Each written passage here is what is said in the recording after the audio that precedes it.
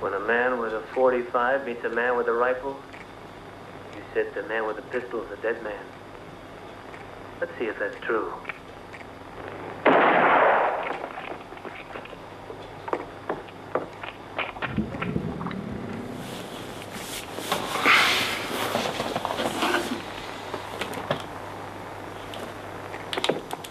Go ahead, load up and shoot.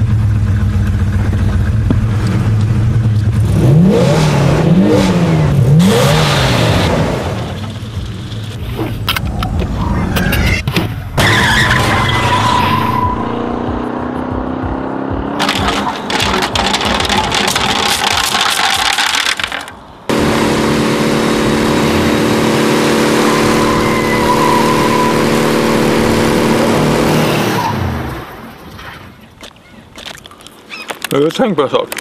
De olika färgerna på dagens bilar. De har olika smak också.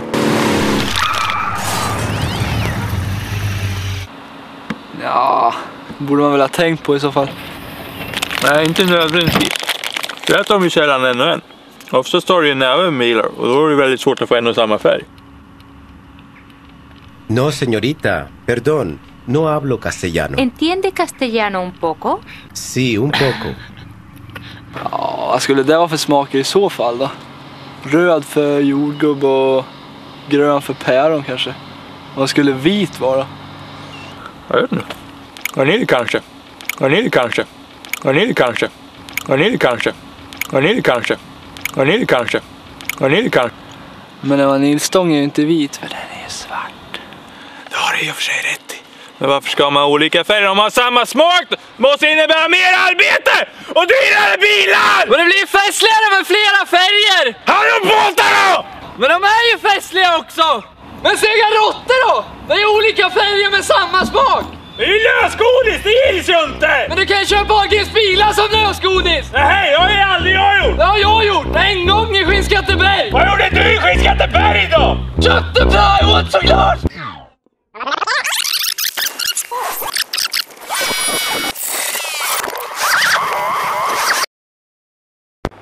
When a man with a .45 meets a man with a rifle, you said the man with a pistol